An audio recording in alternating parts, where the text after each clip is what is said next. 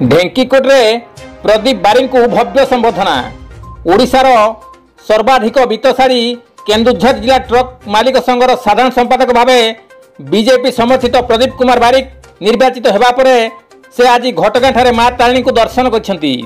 ता सहित सेठारे ट्रक मालिक मान पक्षर संबर्धना उत्सव जोग देइथिले।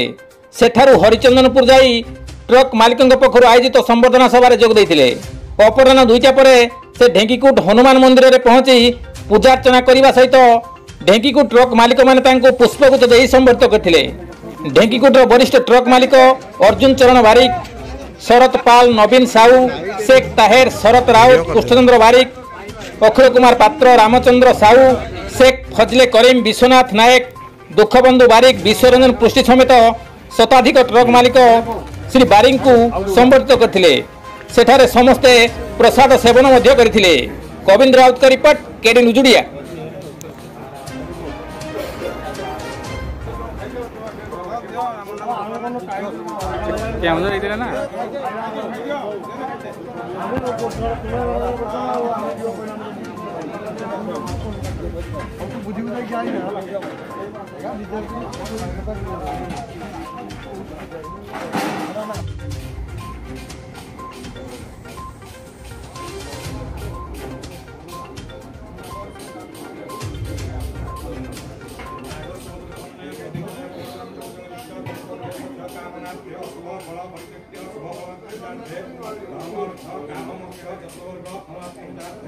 ओम